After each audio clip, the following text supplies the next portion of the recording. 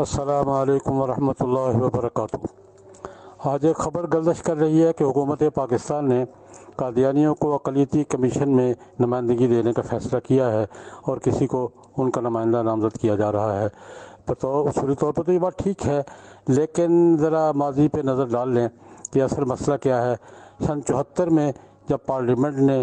دستوری ترمیم کے ذریعے قادیانیوں کو غیر مسلم اقلیتوں میں شمار کیا تھا تو اس وقت کے وزیر اعظم جناب ذوالفقار علی بھٹو مرحوم نے اس بات کا اہتمام بھی کیا تھا کہ ایک قادیانی کو قومی اسمبلی میں اور ایک کو پنجاب اسمبلی میں رکن منتخب کروایا تھا ان کی نمائندگی کے لیے، اور قادیانیوں نے انکار کر دیا تھا کہ وہ اپنی دستور کی طے کردہ حیثیت کو تسلیم نہیں کرتے، اس لیے وہ ان کے نمائندے نہیں ہیں۔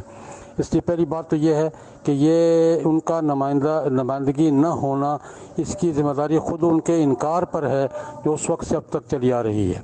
دوسری گزارش یہ ہے کہ جس دستور کے کسی فورم پر قادیانیوں کو نمائندگی دی جا رہی ہے اس دستور کو تو وہ تسلیم نہیں کر رہے،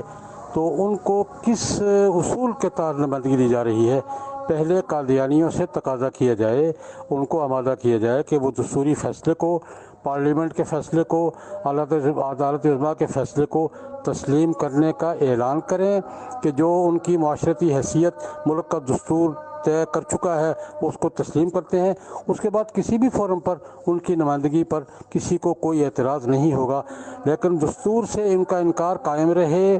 اور دستوری اداروں میں ان کی نمائندگی حکومت کی طرف سے کی جائے، یہ کنفیوژن بڑھانے والی بات ہوگی، معاملات کو بگاڑنے والی بات ہوگی اور مسئلے کو مزید پیچیدگی کی طرف لے جائے گی۔ حکومت پاکستان کو اس اقدام سے گریز کرنا چاہیے اور ان کو کسی بھی فورم میں نمائندگی سے پہلے ان کی حیثیت کا ان سے اعلان کروانا چاہیے۔ ہاں، اگر قادیانی اپنی حیثیت تسلیم کرتے ہیں دستور کے مطابق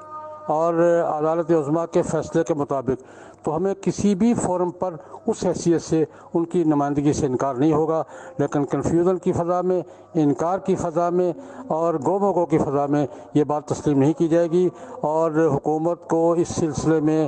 دینی حلقوں اور عوامی حلقوں کی